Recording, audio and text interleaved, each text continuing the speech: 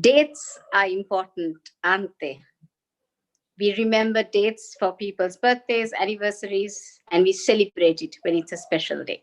And when something special happens on a day, year after year after year, we commemorate it.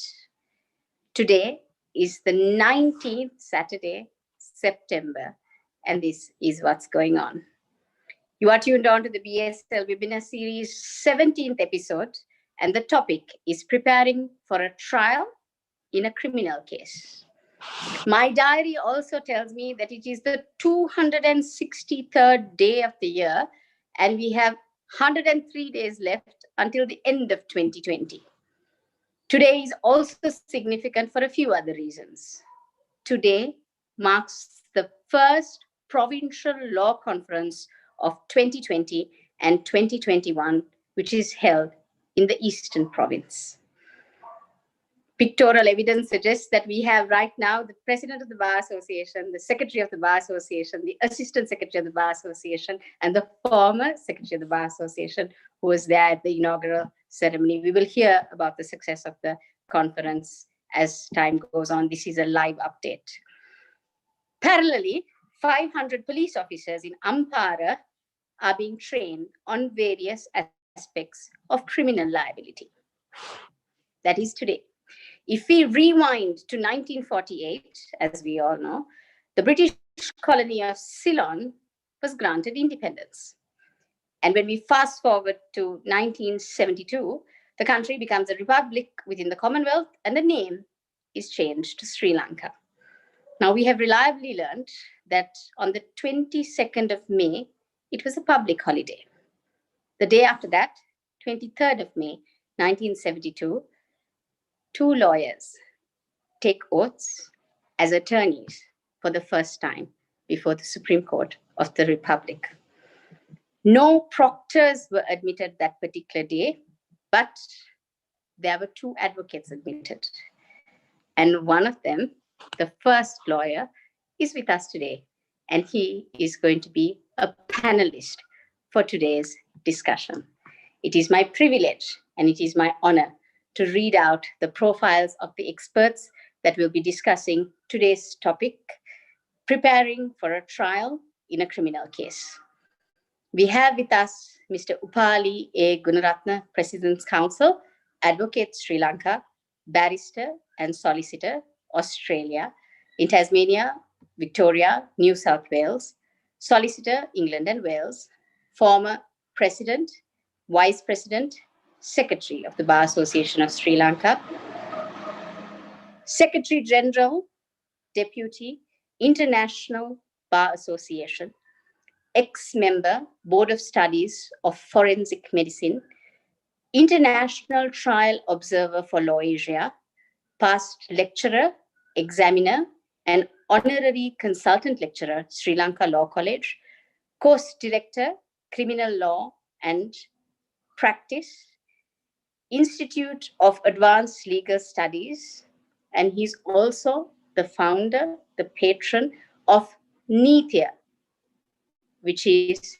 widely referred by all of us in the provinces.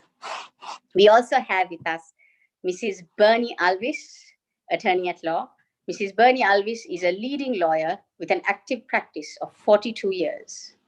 She has an established practice in civil, commercial, and criminal law and had appeared in several landmark cases. She has had the privilege of being appointed as a Justice of Peace and an unofficial magistrate for the Judicial District of Gampaha since 1989 and constitutes several honorary positions, which includes the current post that she holds. She is an active member of the Gampaha Bar Association and has served as the president and as the vice president of the Gampaha Bar on several occasions. She served as the vice president of the Women's Lawyers Association of Sri Lanka and was appointed as the president of the Women's Lawyers Association Sri Lanka 2014-2016. She currently serves as an advisor to the association. We also have with us serving on the panel today, Mr. Vishwa Gunaratna, attorney at law. Vishwa Gunaratna, barrister at law, Middle Temple, was called to the bar in 2000 and has extensive experience in the practice of criminal defense law for over 20 years. Mr. Gunaratna has extensive academic and professional qualifications, including LLB honours from Buckingham University of London, attorney at law, barrister at law, England and Wales, Middle Temple. His area of expertise include constitutional law, criminal defense, and has an academic lecturing experience of over 20 years in UK and in Sri Lanka. We also have with us Mr. Rakmal Ratnayaka, attorney at law. Mr. Rakmal Ratnayaka is an attorney at law and a counsel who is in practice for over 17 years. He was appointed as a director of Sri Lanka Ports Authority in December 2019. Mr. Ratnayaka previously held the posts of chairman of the National Institute of Cooperative Development from 2010 to 2015, and during his tenure, he developed infrastructure for the National Institute of Cooperative Development. Mr. Ratnayaka has also held the post of chairman of Cooperative Wholesale Establishment and has represented individuals, corporate entities, both public and private state institutions as an attorney. Mr. Ratnayaka currently holds a position as chairman of Jaya Container Terminals Limited and Sri Lanka Port Management and Consultancy Services Private Limited, board member, Hambantota International Port Services, Lanka Coal Company, Colombo International Container Terminals Limited, and Hambantota International Port Group. Your moderator for this evening, ladies and gentlemen, is Mr. Mahesh Vevita, who has been an attorney at law of the Supreme Court of Sri Lanka since 2006. Over the past 13 years, Mr. Mahesh Vevita has been actively involved in practice in the field of criminal law, corporate law, in the High Courts and in the Magistrates Court in Sri Lanka. Moderator, over to you. Good evening, everyone. Since the topic is today with regard to the criminal law, we have it's a very vast area. We'll try our level best to give as maximum detail as much as we can for all of you with regard to this, how to get prepared for a criminal case. First and foremost, I would like to ask the President's Counsel, Mr. Upali Gunaratna. Sir, could you give an outline of how you should get ready for a criminal case? Yeah, very good evening to all of you, everyone, from all of us panelists in this webinar. At the very outset, I would like to compliment the Bar Association of Sri Lanka for the initiative taken to organize webinars on the law for the CPD, or continuing professional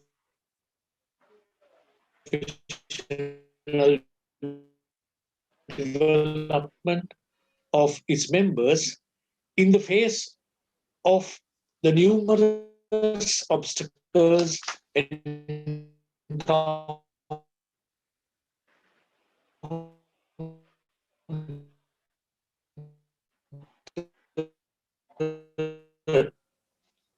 during COVID-19. Understandably, due to constraints of time, each of us has been given a very, very limited time slot.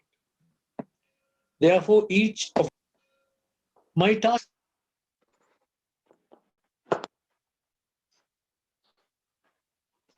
I think Mr. Upali, the opening panelist is to lay out the general outline. He or she then will elaborate on the same. Before we talk of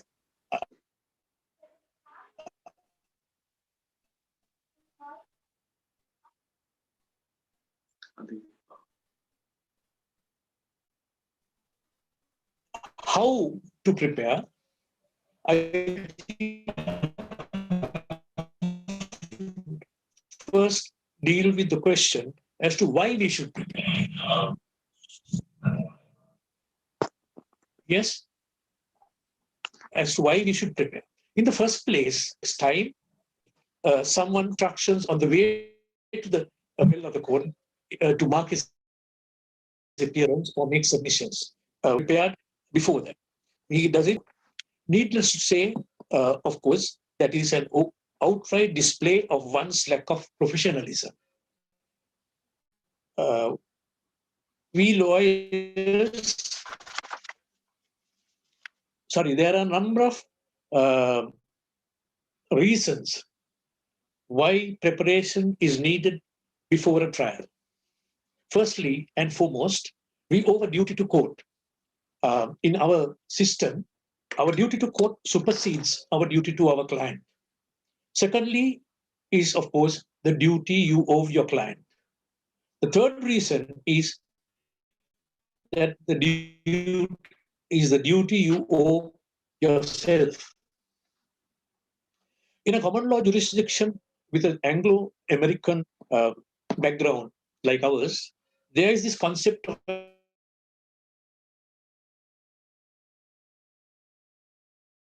an officer of court.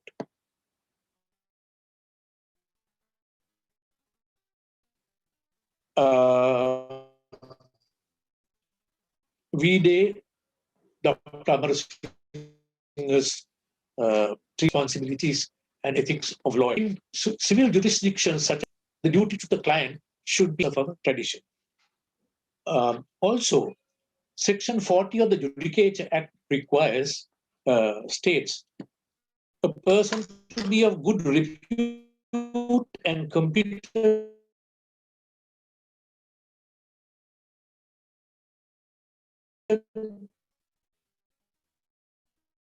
knowledge and ability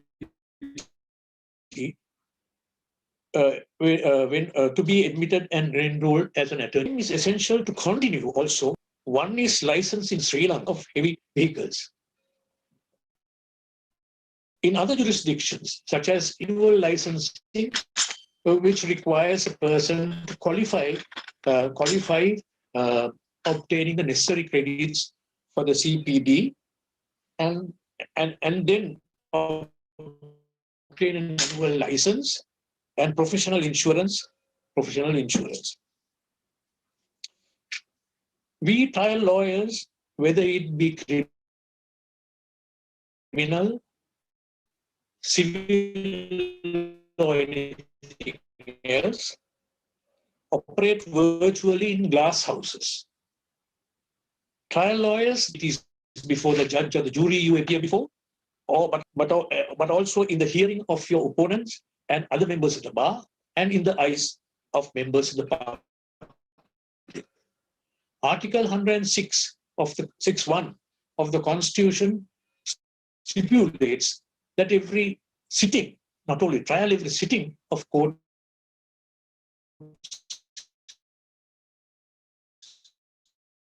have to be in public, and that all persons shall be entitled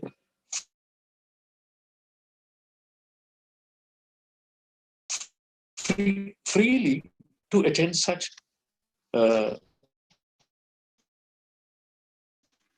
sittings. That takes me to another, altogether a different item of preparation to which one has to pay attention even before one opens his or her mouth in a court of law. That is attire. Rules have been made by the Supreme Court, attorneys at law, rules 1970, one could wear in court. Of course, they do not regulate every detail. For instance, it doesn't say, they don't say as to where your tie knot should be, and where a lady's sari, how long in relation to her waistline. These are matters left to the individual's good sense. I do recall once there was a lady lawyer. We didn't know that it was a lady lawyer, a lady dressed in very colorful floral design in a courthouse. And one of my juniors went and, thinking that she was a member of the minor staff, went and asked her to do certain things, to do with regard to the day's proceedings. Later only we realized that she was an attorney at law. Fortunately, she was taken for a member of the minor staff, not anyone else. In preparing, be ready with a suitable attire to attend court.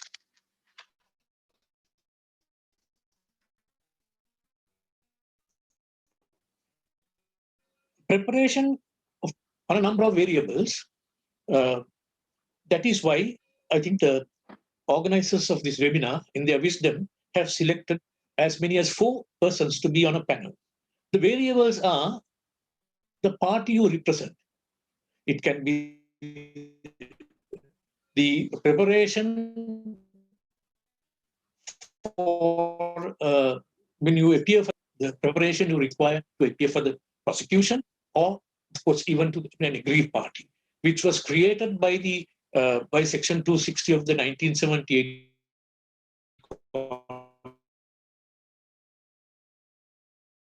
Constitution, 1978.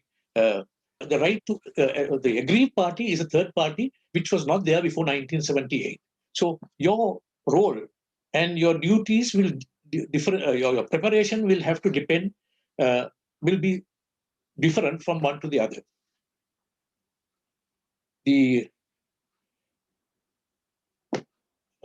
Also the rights of aggrieved party was recognized by the Supreme Court in cases such as Bandaranaike versus Jagat Sena and other cases. Second variable would be, where preparation would differ, is the forum. It could be the High Court, it could be the Magistrate Court, it could have been even primary court. Now there are no primary courts after the last one was terminated. Last one in Kandy was terminated. So we have so therefore the preparation would differ from one court to the other. It also will differ from the nature of proceedings. In the High Court, it would be trials by judge, jury, or a trial at bar. In a magistrate court, it could be trial, not only trials, but even on summary inquiries. So what, of course, our subject is trials. Unlike Mrs. Bernie Alves will always say the preparation that is required for a trial in a magistrate court. But a defense lawyer appearing in the High Court and the accused are at an advantage because Section 162 subsection 2 states the number of documents that one must be provided with as of right. This does not happen in the magistrate court and certified copies as they go on. Preparations could also be general. For instance, for one's entire career, you prepare. For instance, one example as an aspect would be skills. Those you prepare in advance for entire career, that would be general preparation. Then, as our subject says, the special preparation, there could be special preparation, like in a particular case, as required by the subject given to us. Normally, the special preparation would be on top of the general preparation, and therefore one has and also will be in addition to this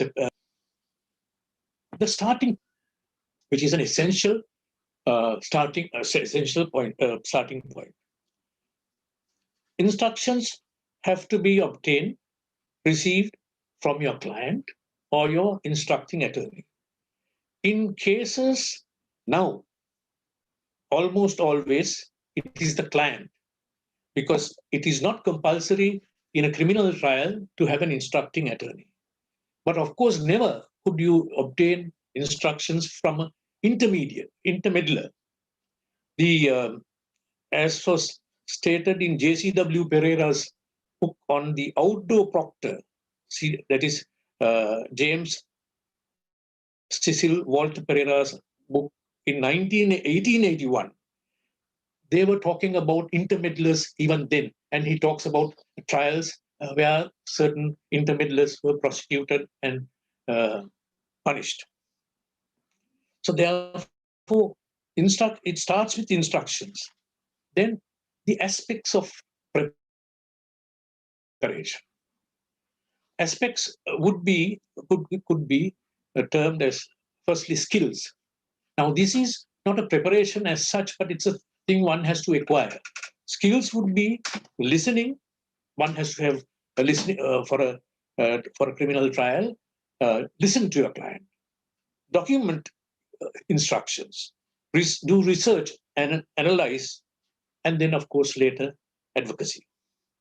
The second aspect would be materials, physical materials like the documents you require, the instruments you require. Today, there are so many equipment, technical equipment that a lawyer will be using and be equipped with, in addition to the equipped with for a trial. Then third is physical material, like documents, all hard documents, in addition to the indictment, charge sheet, statements, etc. Today, today lawyers will have to prepare more on these items than books. Younger generations would be knowledgeable on the kinds of equipment a practitioner has to be ready with these days. Both the first one, the second one, that is information and knowledge, and thirdly, the equipment, material, equipment, etc., will be drawn from your accused. Then, loosely speaking, know your law before a trial, master your facts, and know your judge. The knowing your law is not to know the entire gamut of the law, volume 1 to the last of the legislative enactments or the acts, but what is relevant to the particular case, not a particular case, that is, as far as it relates to jurisdiction, the preliminary issues, maintainability of charges, ingredients, defenses, etc. The second one I said is master your facts. I had the privilege of seeing Dr. Colvina de Silva and Queen's Counsel, Mr. Nadesan, how they prepared. They were more concentrating more on facts, not so much on the law, because that comes later. But that's why it is said that you have to master your facts. Later, I will deal with what facts one can obtain from the various sources like the client, the court, the police, etc. The last is to know your judge. So that's why they said know your law, master your facts, know your judge. Now this is important not for lawyers who permanently practice in one court before one particular judge, but to those who travel from one court to the other. Because judges are, after all, human beings, and they have their own idiosyncrasies, and one is well advised to know what shall I say, idiosyncrasies and ways of the judge. This as I have one example, and that doesn't mean that you have to go and see the judge in chambers. it was never done. When the assize courts were there, no Crown Counsel, those days the Crown Counsel never walked into chambers of a judge. Then the judges were Supreme Court judges or commissioners for assizes. The defense counsel also would not do that. But there are complaints that we receive from lawyers, young lawyers in outstations or even in cities, that this happens. And of course, it is in violation of Rule 55 of our ethical rules, which have been rules of the Supreme Court. It applies equally to all attorneys at law. Whoever who is an attorney at law will be bound by it. It says that you should not see the judge or discuss merits of a case with the judge in the absence of the other party. Then talking about idiosyncrasies, there was something I had to learn by experience. There was a case we were doing of bribery in Kalam is necessary as a lesson.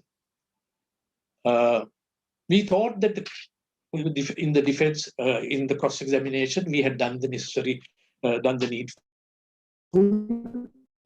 But then I happened to ask a person who was my student and who's now, of course, doing civil work, what I should and should not do before this particular judge, who was also my student and whom I knew personally. But as you know, we don't discuss cases with judges. I didn't know how he was going to deal with at the end of a case. He told me, please remember that in his case, he will not acquit an accused unless he gives evidence, or of course maybe depends on the weight he will attach to a statement from the doctor. That gave me a good. Then we did not want to have the client. He was not a Sinhalese speaking client. He was a Tamil doctor, and he was reluctant in answering questions, even at consultations. Later, we had the embarrassment of having to ask him, when did you start speak English? He said after he left Jaffna. That we realized may have been the difficulty he had. Therefore, we had to get down a Tamil interpreter and ask questions in Tamil, because we had to lead evidence according to what advice I was given. And I think I got good advice thanks to that young lawyer who was a student. Of course, we'll always learn even from students. People who know me know how I always get a feedback from my juniors and have benefited from that. After having, in addition to that, with regard to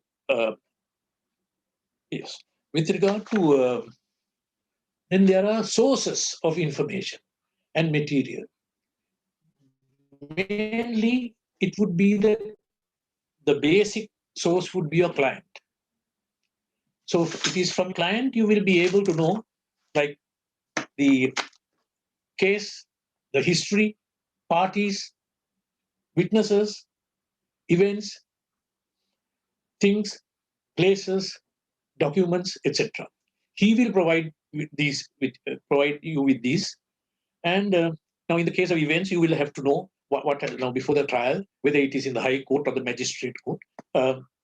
You have to have a chronology of events so that you have a clear view of what has happened.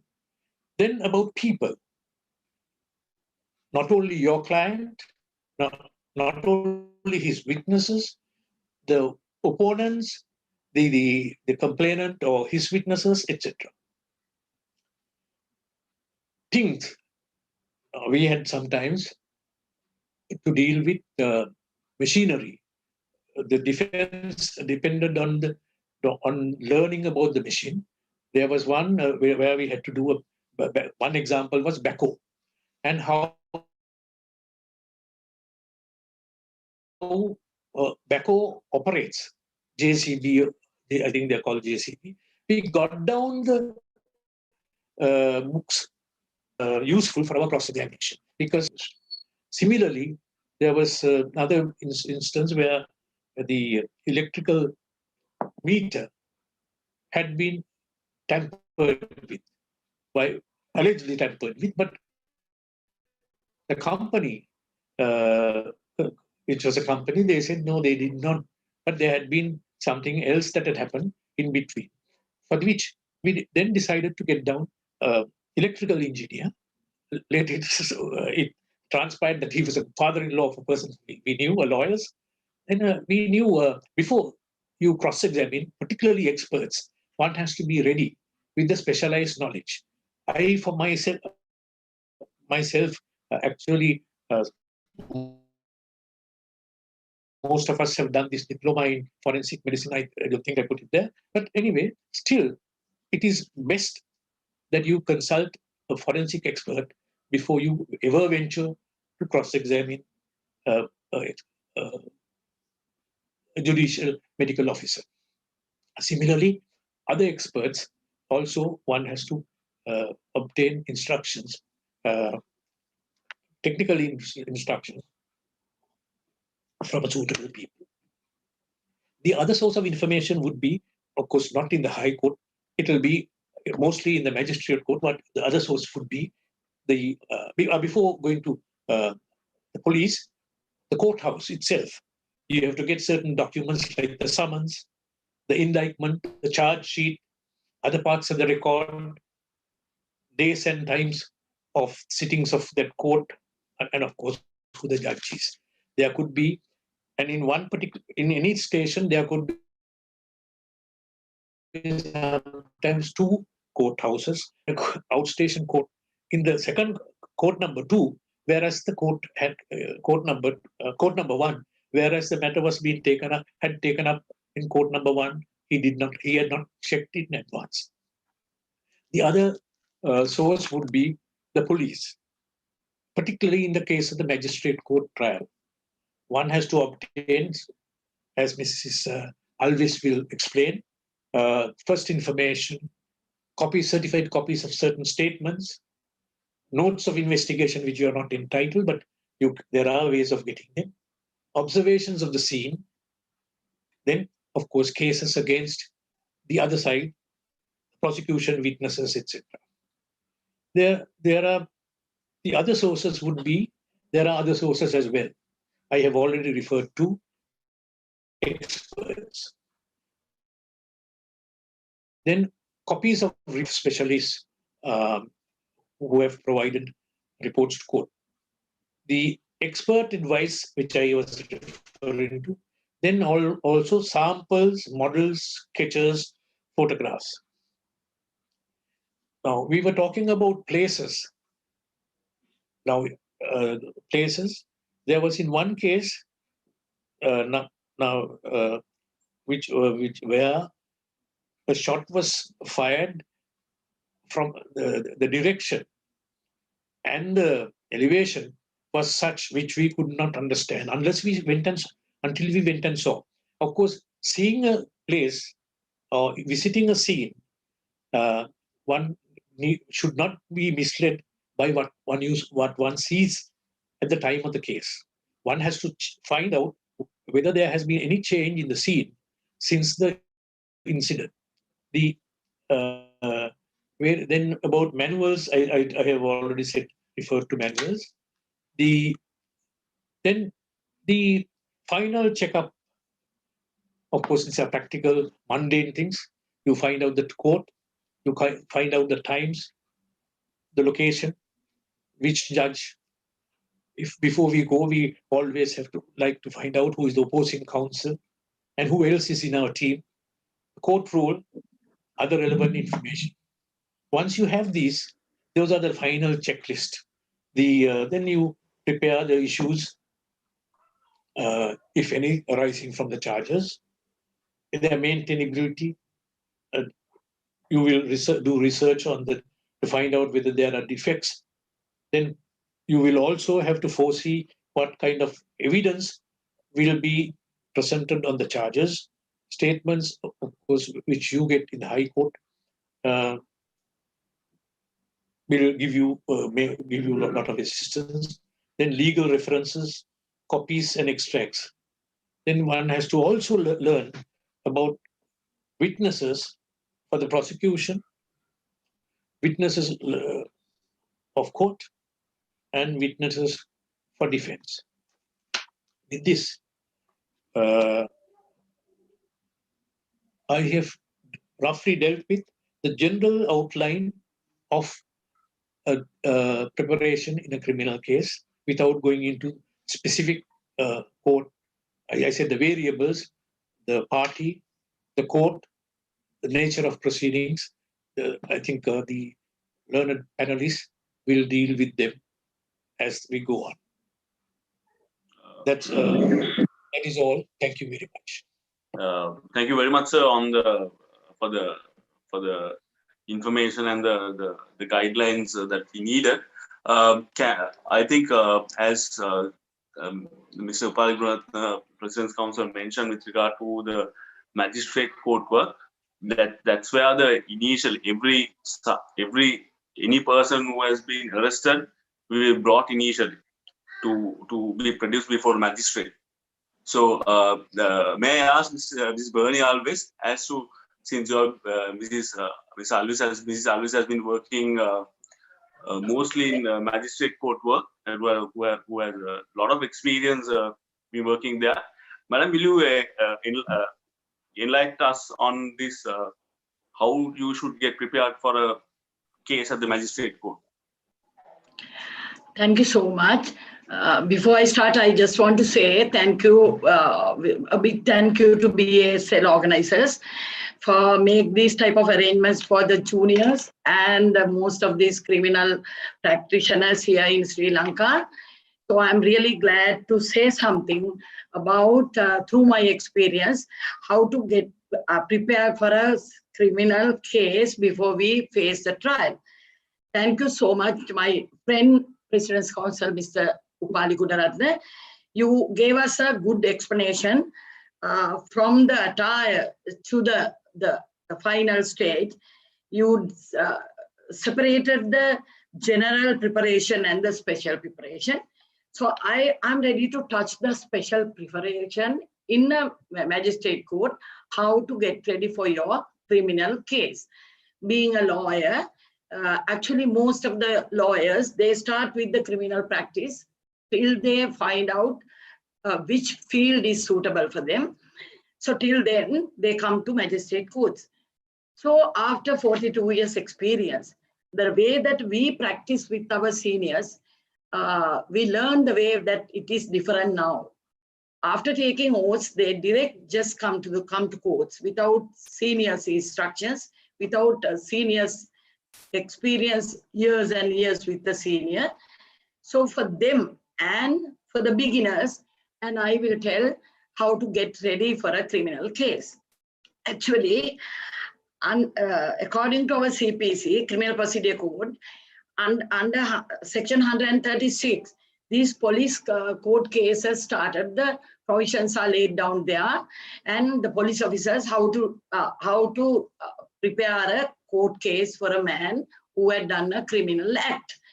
They are in magistrate courts. So from 136 to 144, there are different type of sections where the police officer can take him into custody, find out the production, and keep the production ready to produce the magistrate, and to send him to the, if it is a rape case, to get a medical report done, and like that, with various type of things to do.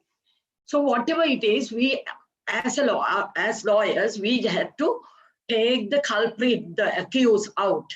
It's that is our target, to get him out. He has done a wrong thing. He has done a criminal act, and there are the theft cases. The entire lot of productions are recovered and produced, and ample evidence. Two type of eyewitnesses and circumstantial evidence. But the lawyer's capacity is to take him out. So for that, I have to say, to become a good lawyer, good criminal practitioner, all the culprits, all the criminals had to take out. maybe they have done it, but we actually, my case, I like to appear for the accused, not for the complainant, because appearing for an accused is a very easy job. Mainly, each and every criminal practitioner must take the CPC, penal code, evidence, at least with him before he go to courts. There are so many, just a piece of paper, with the paper they say we are ready for the case. That's not the way.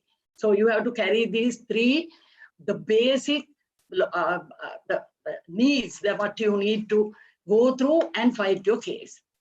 Then secondly, you have to collect, before you start your trial, the copy of the B report filed by the police, the copy of the charge sheet filed by the police, or amended if there's any, the amended charge sheet, and mainly the set of list of witnesses, a copy of the list of witnesses, and the statement given by the complainant to the police, and you have to collect it and go through twice or thrice or any time and try to find out whether you can contradict and mark omissions through the witness and to damage their case.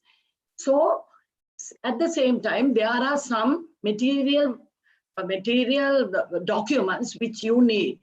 That's the way that my senior counsel, President's Counsel, Mr. Upali Gunratha said. If there's analyst report, have copy of the analyst report. If there's any, we'll say a medical report to prove the charge of 317 or whatever, you have to get the copy of the medical report. Without these particular documents, you need not start your case. Just a piece of paper won't do. Just to say, yes, I am ready won't do. Otherwise, then you are not in a position to do any case and you are not getting prepared for the case. Preparation is very, very, very, very useful before a criminal trial. You never know what type of evidence we'll place before us before we cross-examine the virtual complainant. So, see, then after completing all the file, then with everything, all the documents, then you say, I am ready for the trial.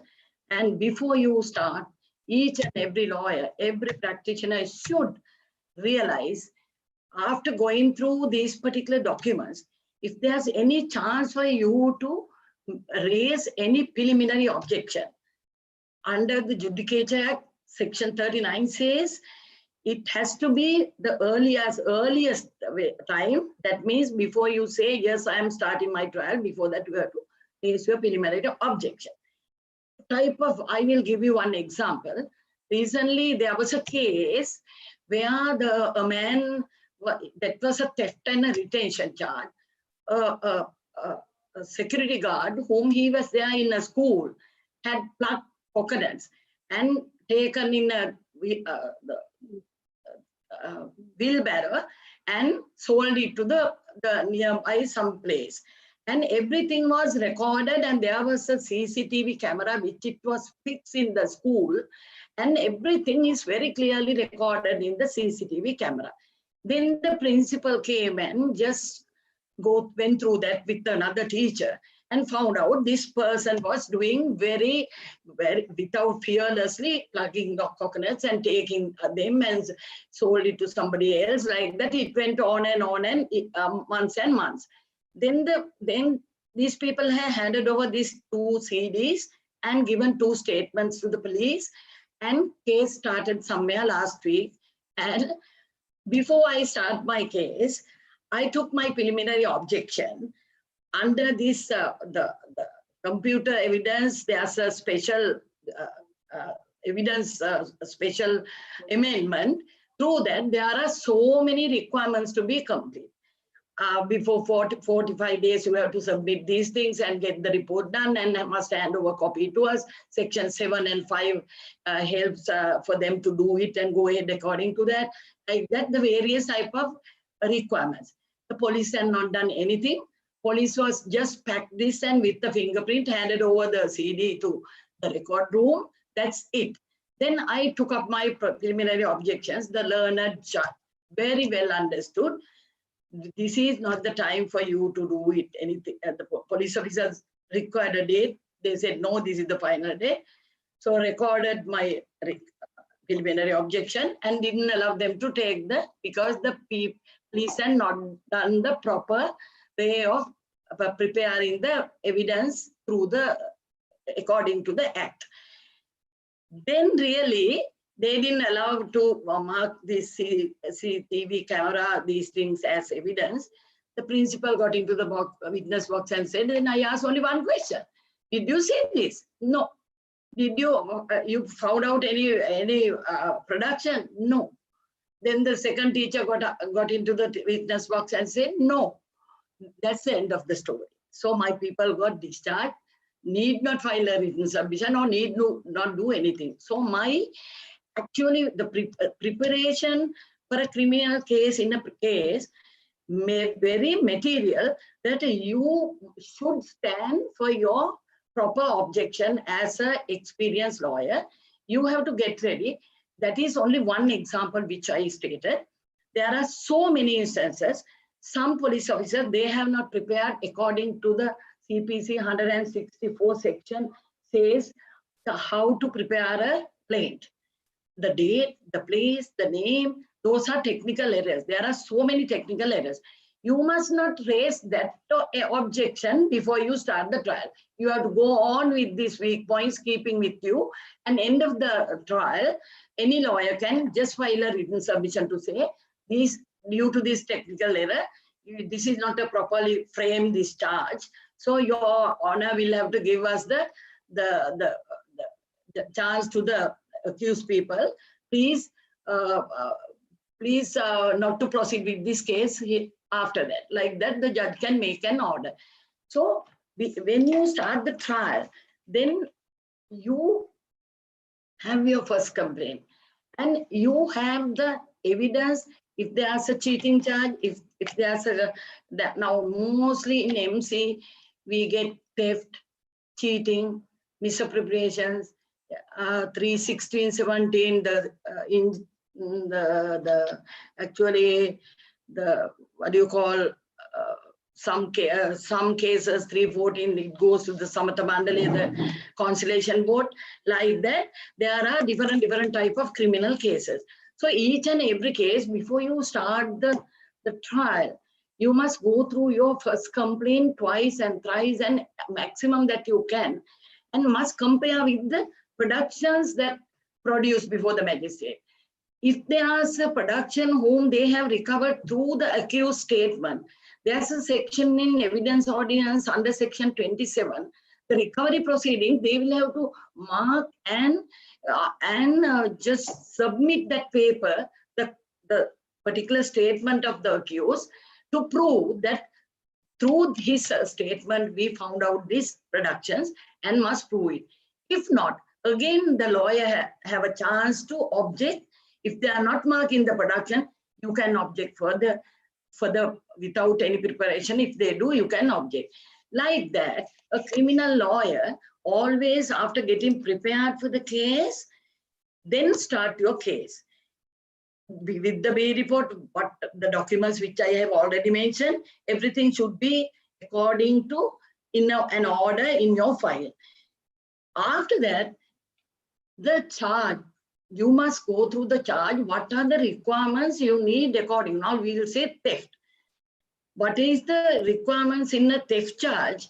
Whether they have completed that through their statement, whether we have taken the material from place to place, whether it belongs to the particular person, whether this check belongs to the complainant, whether it is somebody else's, like that, all the small, simple points you have to count and take into your benefits and argue on that point. This is the way to go ahead and do this criminal case. After the preliminary objection, when you start the case, when you cross-examine, you should not ask just to please the audience or just to please anybody. You should not ask any of the unnecessary questions. Even if you can stop with 2 questions or 5 or 10, that is the the aim should, how I take my client out of this criminal charge.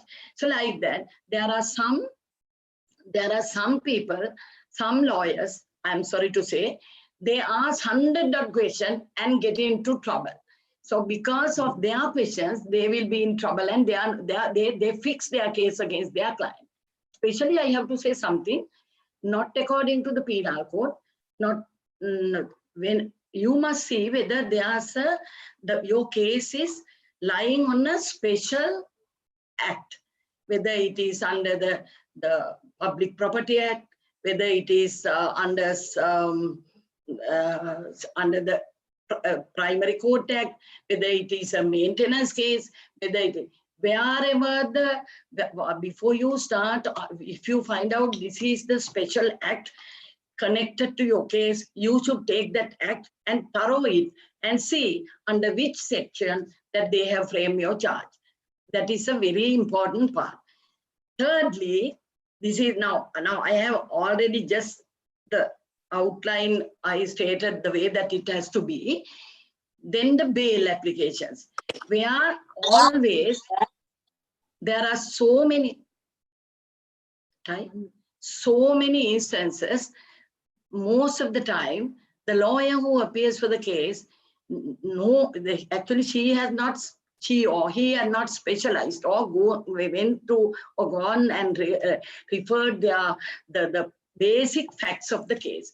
So you have to get the basic facts. That means whether this person has any connection to this particular charge, and whether you can call the defense witness to establish your case on top of that. Thinking all these necessary way of cross-examination, only you have to start your case and go ahead with the cross-examination and mark it. You can mark your contradictions to the first complaint and omissions. I think the way your act is also very material for a criminal trial. How you ask questions, whether it's loudly, whether it's very in a soft manner. You must study the witness first. What type of a witness? If the witness is a hard person to just to carry on with that, then you have to change your way of questioning. So that is the art of cross-examination. We have learned through our seniors. The art of cross-examination is also a must in a criminal case to make things successfully, just to finish it off. So I think my learned friend, my good friend, President's Counsel Opali Gunaratne explained from the attire to the preparation in a high court, before a judge, how to get to know about the judge. Everything is very material. So I have already pointed out just simple points for juniors or for the lawyers whom they are listening to me. Mainly, my humble request, if most of juniors are listening to me, my humble request, after taking your oath, you should not go to course with the paper. You should learn your work with a very good senior, with really type of the wasting your time and you must learn. Then only you get to know how to come out and how to present the case and how to win the case and how to be a good lawyer and a popular lawyer. And if you are quite okay with your practice, with the way of presenting in a criminal case in an MC, actually, if you are nicely dressed, if your presentation is perfectly colorful and it's nice, and it's a place where you get attraction. So that is the way you establish your name and the practice and everything. So I think this is a very simple explanation about how to get ready, how to prepare for especially in an MC case, different type of cases. Actually, I can talk hours and hours. Some are there are maintenance cases where they go, the lawyer go and appear. She doesn't have the maintenance act. If the other lawyer raised some point in a section raising, if the judge does something, he rush here and there just to find out the act. So mainly you need to have your ample documents with you and books with you, things that supports you, your case and everything. Then you will be doing a very good case after getting preparation for a criminal case. I think this is more than enough. Thank you so much. Thank you very much, madam. With regard to the information you gave us about the magistrate court work. So now there's another court which it's called High Court, where I would say the major criminal matters are being heard. That's with regard to matters with regard to the murder, rape, and theft, which involve weapons and etc. So, can I, Mr. Rahman Ratnayaka, will you explain and to enlighten us with regard to what type of preparation do you need for these type of matters in High Court? How you should prepare yourself with regard to the documentation and etc. In matters in High Court?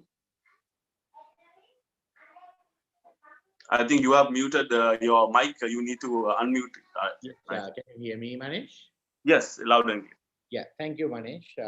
First of all, I would also like to take this opportunity to thank the Bar Association for organizing this webinar.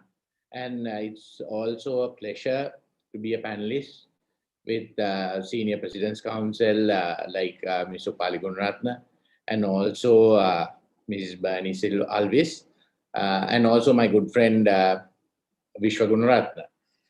Coming back to the topic, I think in the High Court, you get two types of trials, the jury trial and the non-jury trial. So at present, in Sri Lanka, we don't get many jury trials. It's mostly non-jury. So I prefer to talk about non-jury trials today, because that will be very beneficial. And also I would like to discuss how to prepare for a trial in a criminal case, how to prepare for the defense in a trial with regard to a criminal case. So as you mentioned, Manish, most of the cases, the common cases in the High Court are either murder, rape, statutory rape, and similar offences.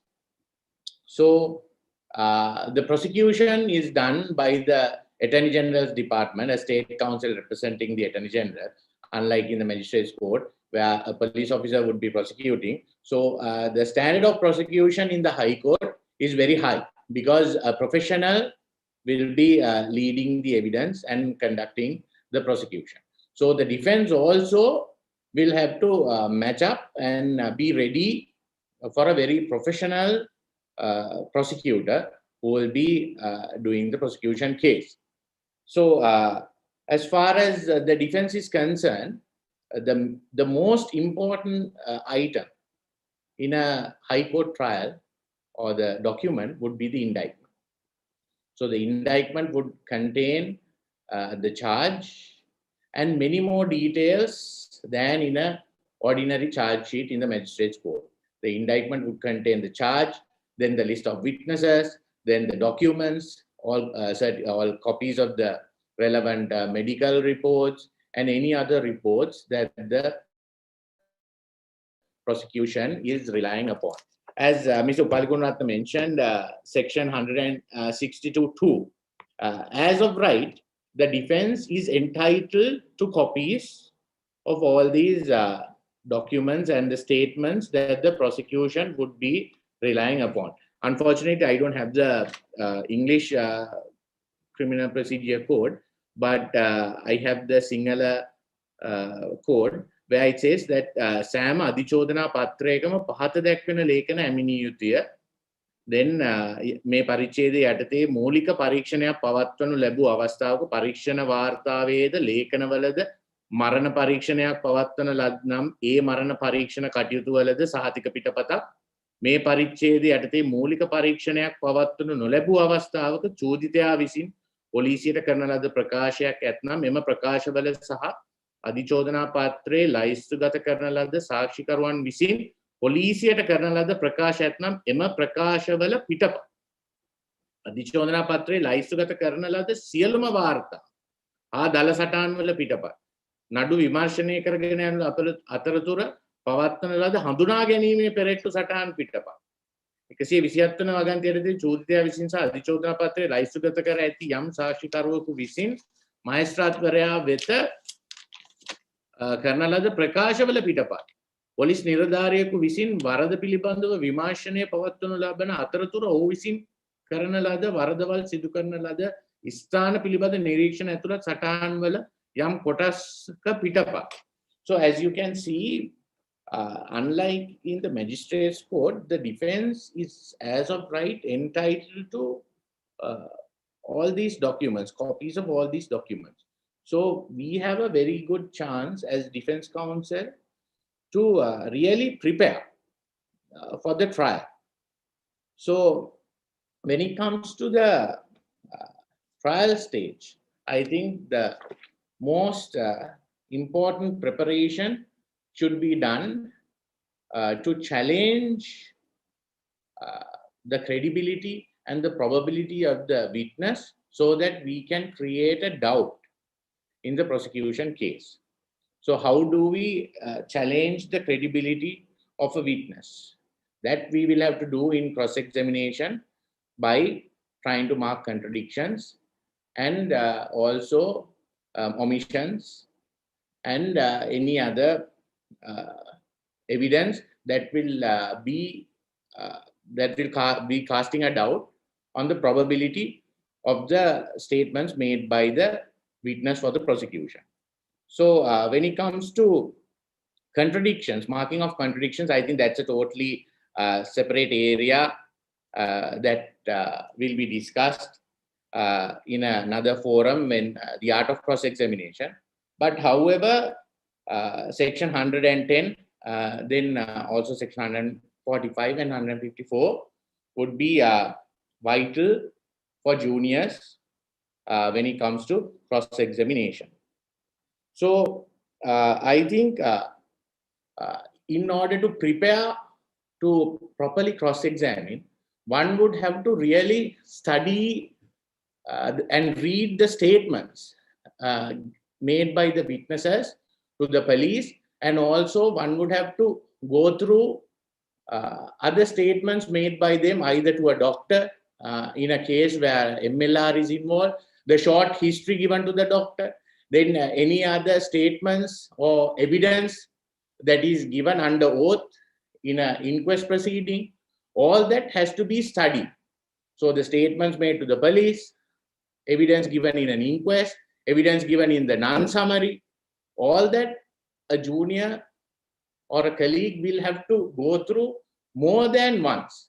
At least I think one should read the statements and the evidence for at least 3 to 4 times so that you will be thorough and you will know what the witness has actually stated. And then you will know if the witness has made more than one statement. And if there are inconsistencies within the statements and contradictions within, then you will know and you will be ready in cross-examination how to attack and challenge the credibility and mark those contradictions. So in order to do that, you will have to really know your facts and be thoroughly prepared with the statements and contradictions and omissions. So apart from that, one other important thing in preparing for a criminal case is that you should have a strategy. You should not just ask questions as Mrs. Alves mentioned. You should not ask questions for the sake of asking. So there should be a strategy, and you should, if you have a defense, either you should, your defense should be to challenge the probability of the prosecution case and create a doubt, or you should have a clear strategy as to what your defense is. So then if it's a denial or if it's an alibi, the defense has to be suggested to the witness most of the time. I observe some lawyers, they don't suggest the defense. So they don't suggest the defense, and at the time of the defense case, they either make a doc statement or leave the evidence of the accused. At that time, they suggest a defense, but that defense has not been put across to the witnesses when they have given evidence in chief and they've been cross-examined. So that is, I think, something that lawyers should look into. You should definitely be able to suggest your defense to the prosecution witness and establish that. So that is also one matter that juniors should be concerned about. And also with regard to the procedure and the questions, I think, not the questions, the procedure, the Criminal Procedure Code, section 193 to 203 would be basically describing how the procedure would apply. And also in cross-examination, one salient point that we should keep in mind is that we should never put a question across to a witness if we are not sure of the answer. Because if we put a question and if we get an answer, that is very detrimental. And if we don't have a strategy to counter that, or to contradict that, or to challenge that, then that might be very detrimental to our case. Basically, we might be even proving the prosecution case when there is no necessity to do that. So I think these are things that juniors should be concerned about when they are conducting the defense in a criminal case. And also one other thing in high courts, like now in murders and general rape, you have the non-jury option. And also there will be a non-summary proceeding. After the amendment, of course, there is no opportunity to cross-examine witnesses in the lower court. So that evidence cannot be adopted. Now there are so many authorities. If the witness has died, it cannot be adopted like in the past. So juniors will have to be very thorough with the proceedings, the non-summary proceedings in the lower court also, and they should know their case.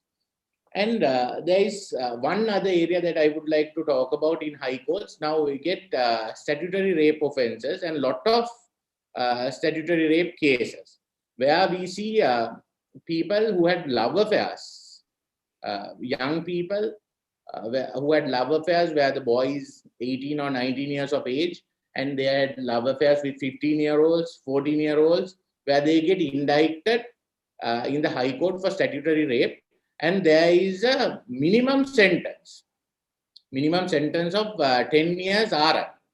So in such matters, I think as lawyers, we should study the case thoroughly. And if we find that we don't have a very strong case, where most of the time they have actually had love affairs and they have eloped, and there is evidence of sexual penetration, all that, we should, as Mr. Gunaratna said, that we should study the judge and see the possibility of even sometimes concluding matters by way of pleas, because there is a minimum mandatory term. Because now the present situation is that there is authority. Also, Justice P. Ratnayaka's judgment, SC3 of 2008, and also subsequently judgments given by Justice Eva Vanasundara, SC17 of 2013, where the Supreme Court has said, just because the legislature has stipulated a minimum mandatory term, the discretion of the judge of the High Court is there, and that the discretion is not restricted. And I think section 13 of the Criminal Procedure Code is also vital, where the High Court is empowered to impose any sentence that is stipulated by law. So then there are instances where provisions of the Criminal Procedure Code, especially section 303, has been considered. So as lawyers, sometimes we should consider the possibility, if we can get an indication of concluding the matter by a plea or a shortcut, and getting a lenient sentence, like a suspended sentence, where there is a minimum mandatory sentence, we should also explore those possibilities rather than taking a risk, because otherwise, if the accused is convicted, he will be given the minimum sentence of 10 years. So I think these are the matters that I wish to talk about. Yes, so thank you. Thank you, Mr. Ratnayaka. Let me start the conversation and then invite Mr. Vishwa Gunaratna from where Mr. Lakma Ratnayaka has ended his discussion. With regard to criminal matters, the most important thing is mitigation when it comes to a trial. Will you able to enlighten us on the facts that the areas that counsel would look at with regard to mitigation and things that happen at the close of the trial? Yeah, thank you very much, Mahesh, and thank you very much. I thank the Bar Association immensely for this program and all the panelists.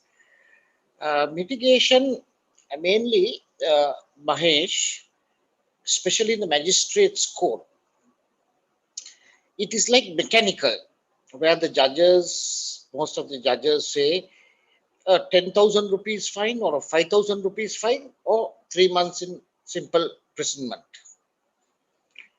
So this is, and I think Mr. Upali Gunratna will also agree with me that there's approximately about 3,000 prisoners who have not been able to pay 3,000 rupee fine or a 2,000 rupee fine.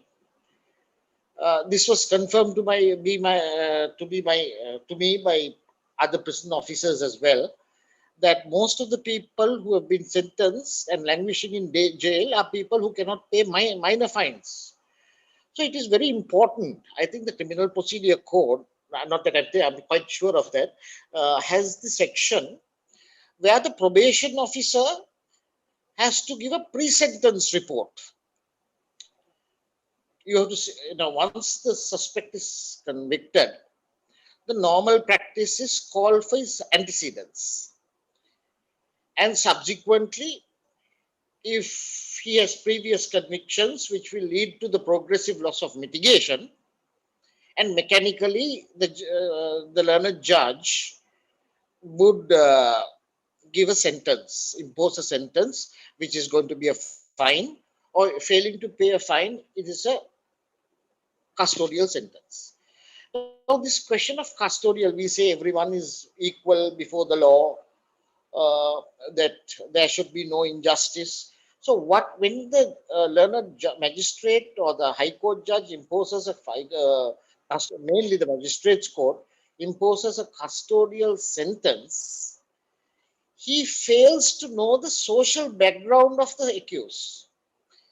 It is a severe deterrent, because if there are two accusers, or two or three accused, the person who has the means will buy his way through the law, and the person who has less means will be sentenced, will be serving a custodial sentence. So it is important that as the Bar Association and all, like Mr. Upali Gunratna, senior practitioners, make some form of representation where the probation officer makes this is study of the accused, his social background, his economic background, whether he's able to pay, his associated community ties, whether he has a family, whether he has a wife, what was his source of income, and assessing that, if the learned judge feels that in mitigation, after the mitigation plea is advanced, and after reading the probation officer's report, if the learned judge feels that he's not able to pay this fine, or through the representations made by the lawyer, and if if further the judge feels that the learned magistrate feels that due to the progressive loss of mitigation, due to his previous convictions, that there need to be a somewhat restriction of his liberty, they have to impose the community sentence, where he serves X amount now, for example, even 6 months in the community. That has to be supervised by the probation officer or some judicial organ.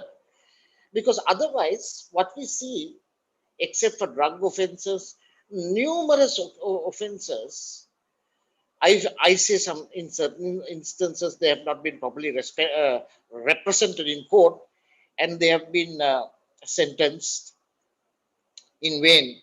They have been convicted in vain, and they are, the system has not been fair, and they have not mercy begins when justice ends. So we have to, upon the conviction, everyone has to be merciful. In those circumstances, the pre-sentence report, and it can be not only the community sentence, it can be a probation officer where he is rehabilitated. It can be a sentence where it can be partially a community sentence and coupled with a probation sentence. So those are the items when it comes to sentencing that one has to, where our law needs, or judges, most of the magistrates, not that I'm talking derogatively, I don't want to be sound so, I don't want to sound speaking derogatively, but I want, what they should know is the social background is vital before they impose not a mandatory sentence like my Lakmal said for statutory rape. There is no alternative, but for other offences like petty theft or for example having having in possession some ganja, or under the Tea Control Act, then we have got under the Consumer Authorities Act some or petty theft. So those are once again I reiterate the fact that the social background and the pre-sentence report is mandatory, Mahesh, before a sentence is imposed in the magistrate's court. Thank you.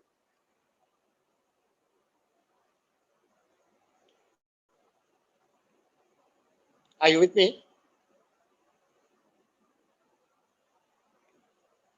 Mahesh?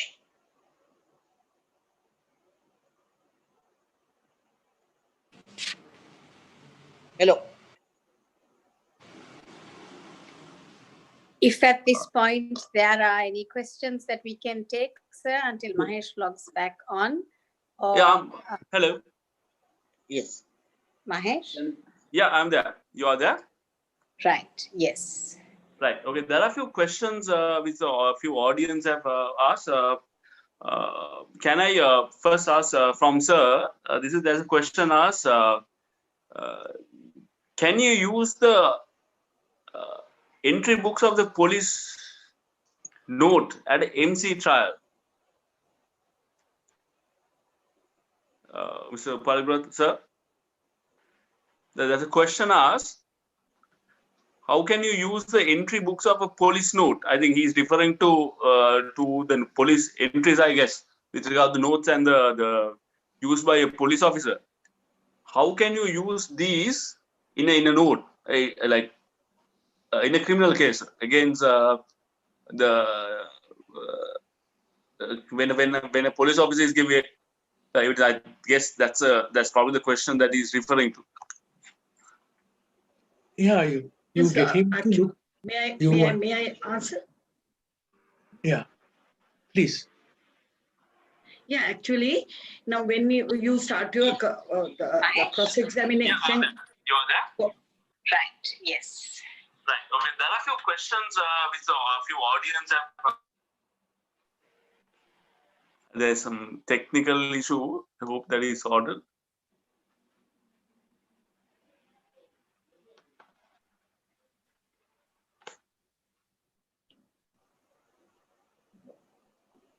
He must ask me phone to answer. Hello. Yes, we can hear you, Mahesh. Ms. Will you able to answer the question, Ms. Alves? I think that's what he has wanted to know about how to use the Yes, of police course, notes yes. in a When you start your trial, if you don't have the first complaint at the moment, if there's any difficulty, if your client has not given to you, you can't go ahead with your trial. Then you can ask your learned judge whether you can have permission to go through the IB book.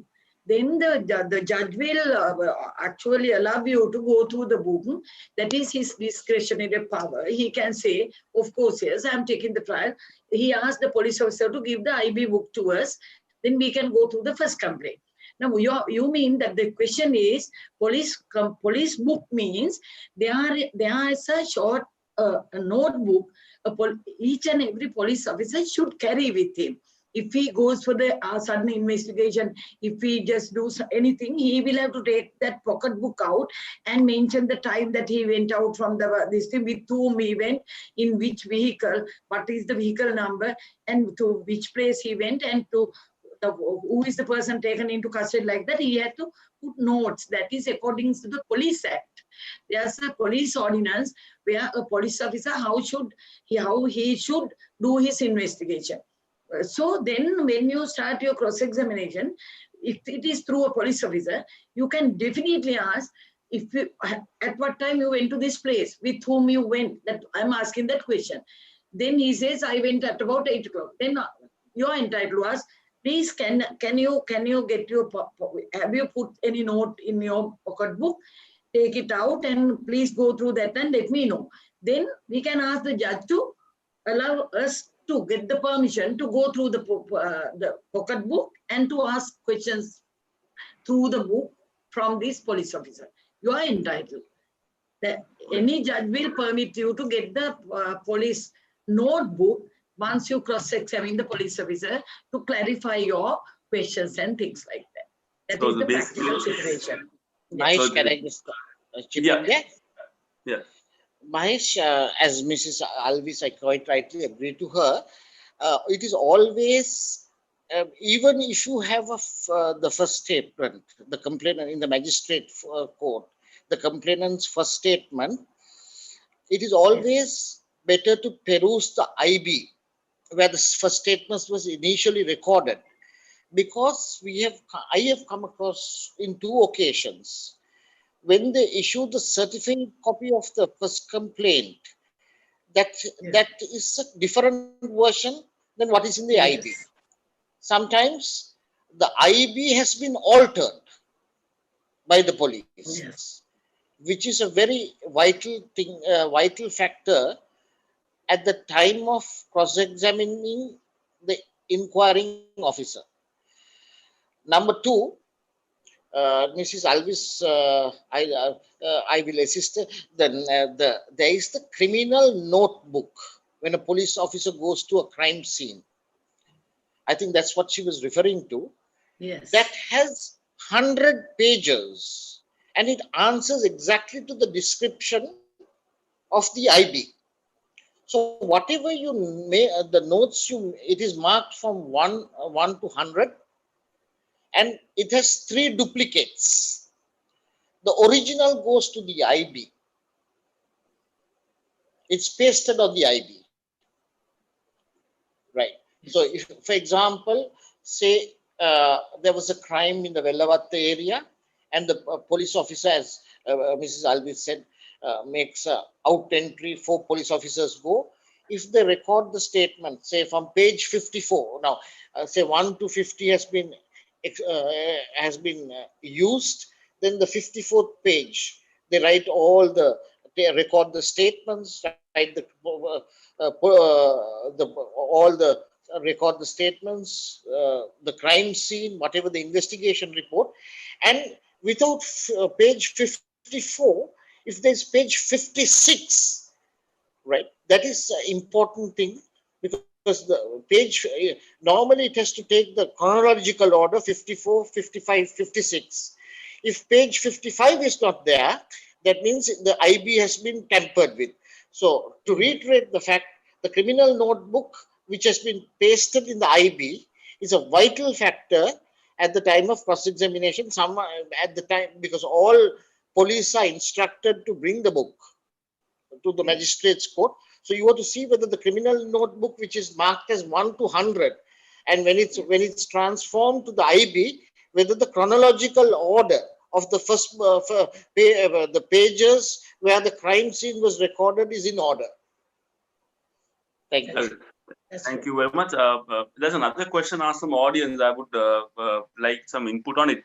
Is it asked? The question is it compulsory to call a medical officer at a trial in MC? I'm quite sure that in High Court, we will see a lot of judicial medical officers come and give evidence with regard to the matters.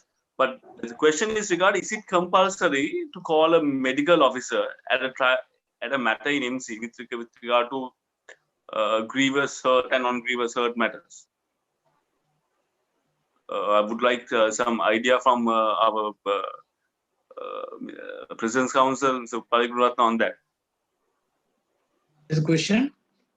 Is it compulsory to call a medical officer at a matter in MC? It all depends on the facts, but in a non-summary, you cannot. Yes. You cannot unless you have to make special applications, etc., to get them to be summoned. Other one, it is who decides? It's the prosecution. Otherwise, you will have to create a situation where the court will have to somehow get the medical officer to come to court, because if the report is made available, he'll have to support it. But thank you very much. There's another question asked. Yes, madam, if you want to may I just give some explanation? Yes. Actually, if you contest the medical report, definitely you are entitled to call the doctor, because there are some differences regarding the admission date, the type of the sickness, and whether it is Barapatalo, Sulutuala, simple hurt or grievous hurt, whether it is coming according to when you compare with the charge sheet, if there's any difference, if you have actually argument and thing to get help your case, entitled to call the medical officer. It's not a compulsory one. That depends. The lawyer whom he appears for the accused have to decide. It's not a compulsory. If the complainant party accused, if they are not marking the medical evidence as P1 through the witness, that is helpful to the accused. We are not asking the medical because he has not marked the medical. That shows the prosecution is not entitled to prove the charge whether it is a simple hurt or a grievous hurt. That helps the accused. So that depends on the case. Each and every case, there's no hard and fast rule on that. Right. That's another question asked. I think this is with regard to the production. Now, the question is regarding if an officer has failed to produce the productions in a trial, at the trial stage, when they're giving evidence, but he has submitted those to court, and the court has released them to the relevant authority, that we would say to the complainant, but they have failed to produce the production at the trial. The question is regarding what is the stance that do with regard to those situations when there is no production available at the time of trial. Mr. Ratnayaka, will you be able to enlighten on us on that? Yes, Manish. I think you are muted again. Yes. Yes. Yes, now. I think that it all depends on the importance of the production.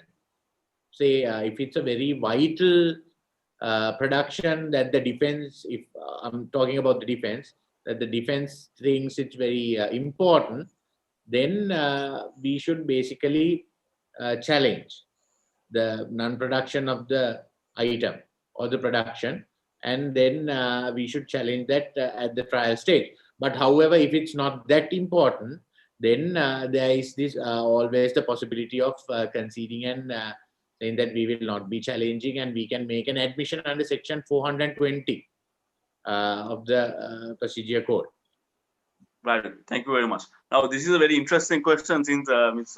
Bernie Alves was referring to CCTV footages. As one, this question has been asked: on what provision can the defense make application to the judge to get the CCTV footages to at the investigation stage?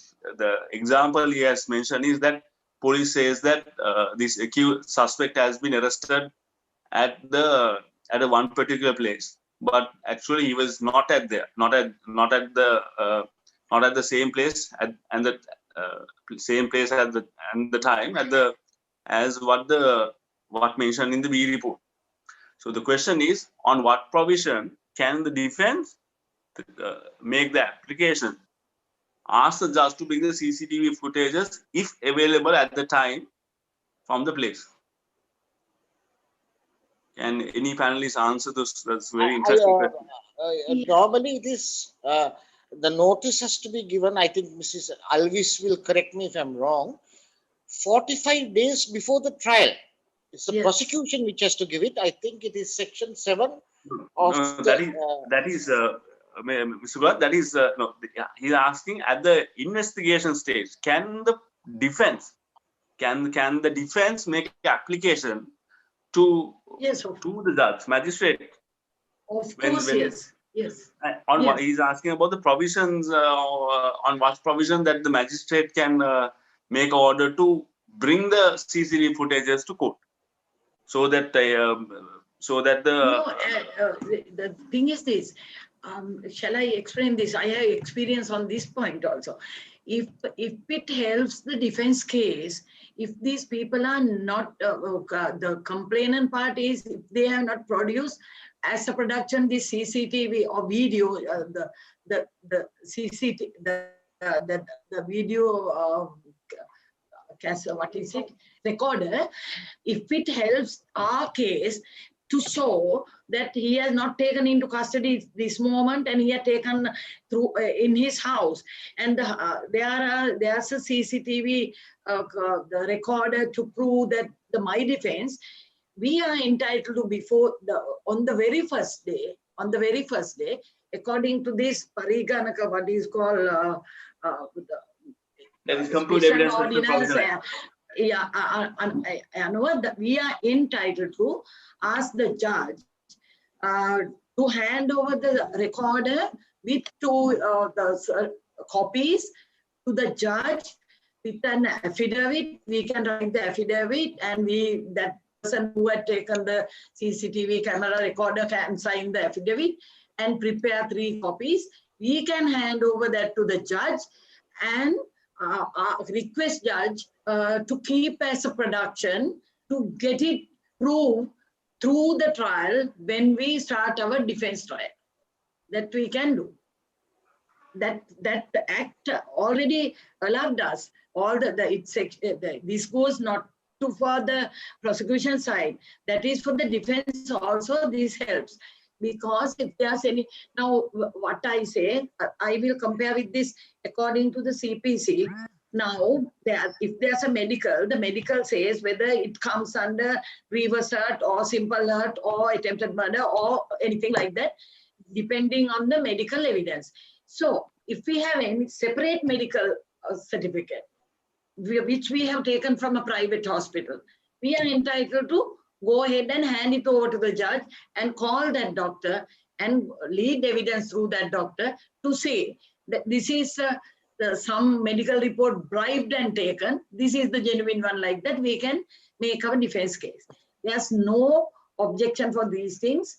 The accused also entitled to get the permission from the judge to mark the recordings and the recorders, hand it over to the judge within 14 days, 45 days, give a copy to the other side. Before 7 days, they can go through the recording according to the new amendment of the evidence ordinance, which it is says Pariganaka Sakshi. පරිගණක සාක්ෂි නීතිය අනුව we are entitled. ඒකට section එකක් කියලා නෑ. ඒක you know it's the material the accused lawyer is entitled to make that application. Thank you very much. There's one last question that has been asked. That is with regard to if a company has, if for example, if a fraud has happened in a company and the representative of the company will go and lodge a complaint at the police station, and when the matter has been taken for trial, the representative has left the company. Now the fraud has happened within the company. The original person who is original entity, I mean the legal entity is the company who has been, money has been defrauded. Now the person who has lodged the complaint as a first complainant is not there. Has left the company. Yeah. Now can another representative from the company come and replace the one who lost the company complaint and give evidence, or what is the legal position of it of the matter? Sir, will you enlighten us? Sir, will you enlighten us, or any one of you, can you enlighten us on this matter? May I say, sorry, Mahesh, I had a similar case when a person, it is true a company is an artificial legal person, and if a natural person makes a company makes the complaint, the first complaint, and subsequently on indictment, he is the first witness for the prosecution, they summon him from wherever he is. I mean, you give your home address. You give your home address, not the company address. So my experience is subject to what the learned President's Counsel and Mrs. Alves has to say. Wherever he is, they summon him. However, in between the indictment, if there has been a settlement reached, and if the defense goes and makes a representation to the Honorable Attorney General, the Honorable Attorney General will direct the CID or the Fraud Bureau to record a statement from the complainant company whether the matter has been settled. At that time, the original complainant need not go. A representative of the company is good enough. And then subsequently a discharge is given, subject to correction by Mr. Upali Gunratna and Mrs. Alves. Any important? Manesh, I just want to say something. Manesh, now I had a case in Mahara courts, court number 2, where a company which they transport tea to sub-agents, and they sell and bring back the money. Like that, it went on, and 23 rupees a cheating case charged by the company in MC Mahara. Then after going through, that went to the trial stage. At that moment, the virtual complainant has gone to Australia for permanent residence. So he was not in a position to come. Then I raised my objection. PASL is absent. So due to that reason, you can't proceed with the case, and I made my application in writing and verbally. Then learned judge wanted us to give in writing, and I submitted my application according to this law. The P1 should be there. Then he is the one who checked my checks, and he is the one who asked question and answers. I can't mark any contradictions without PASL. Normal procedure is if P1 is not there, you can't proceed the case. If it is not a injured person is there, this is a charge of cheating like that.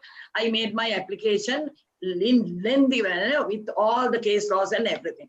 Then the learned judge, I don't want to mention the name, learned judge said, yes, of course I agree with Mrs. Alves, and case discharge my clients.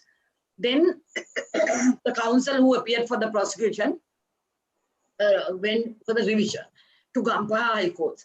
High Court revision case went on, and again I filed my written submissions, objections, and everything. And learned State Counsel came forward and for the other side, and the learned judge reversed the judgment and said, no, you can introduce another company person as a representative to mark the documents which the documents whom he can identify, whether it belongs to the company or like that.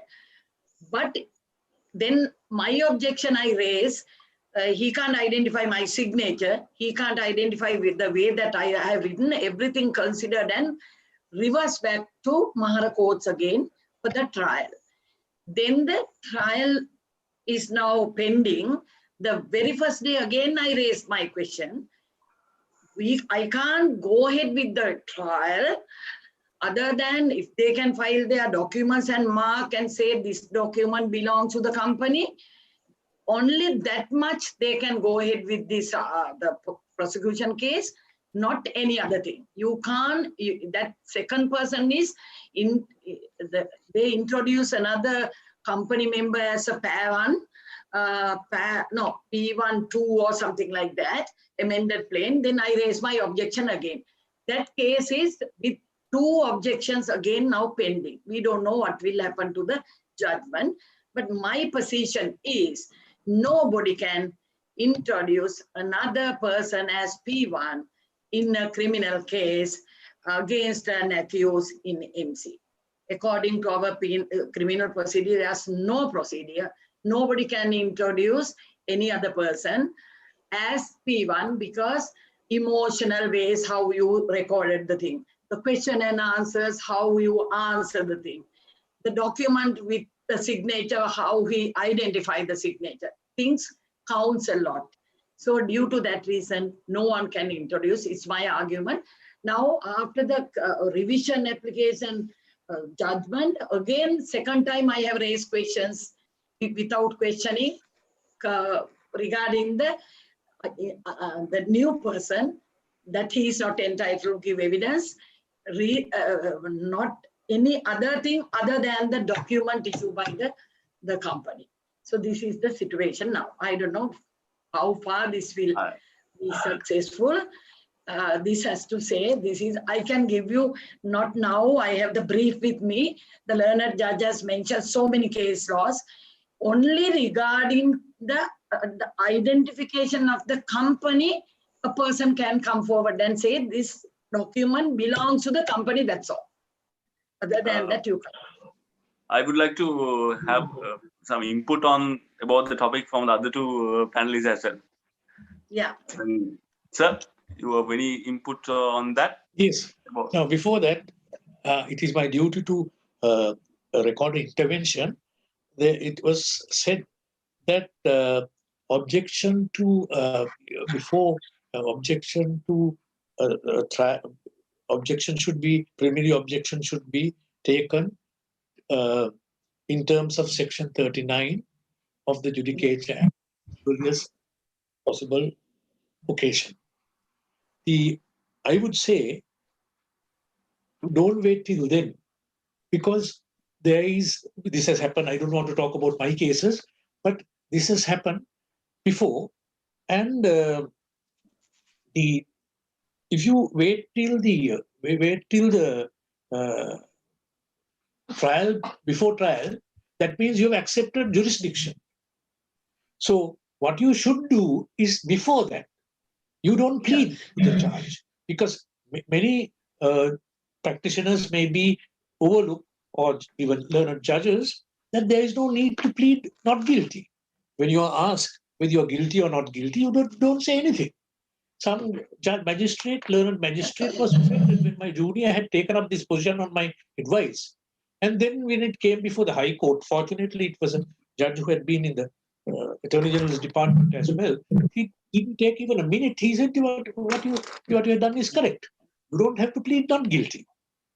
So because if you say take section 183, you can see either you make an unqualified admission of guilt or you don't say anything. That is why it says, if the accused does not make any statement which amounts to a unqualified admission of guilt, just a minute, then he has to fix it for trial. So you don't have to plead not guilty. Now this same thing happened in the main case in the CJC, Criminal Justice Commission, which was heard by 5 judges of the Supreme Court, including the Chief Justice himself, His Lordship the Chief Justice. Now, when the main accused, the leaders of the JVP, were charged and being revolutionaries, one person started by saying, "Are you guilty of having conspired against the Queen, wage war against the Queen, etc.?" They said, "නොදකපු රජිනකට එරෙහිව අපි කිසිම වරදක් කළා නැහැ." So then His Lordship, the Chief Justice, was smart enough. He got the CID. They covered the microphone because they were foreign. This was the start of the JVP case in 1973 or 4. And he saw to it that they didn't go into record because they just recorded it as not guilty. So, which means you hold it, you have a trial. So you don't have to record a non-guilty plea. So once you do that, you have admitted jurisdiction. So you mustn't wait till that time to take your objection. That's why I thought it was my duty. I didn't want to talk much, but I thought if I didn't say it, somebody may go with the wrong idea and it's not fair. Mr. Ratnayakan?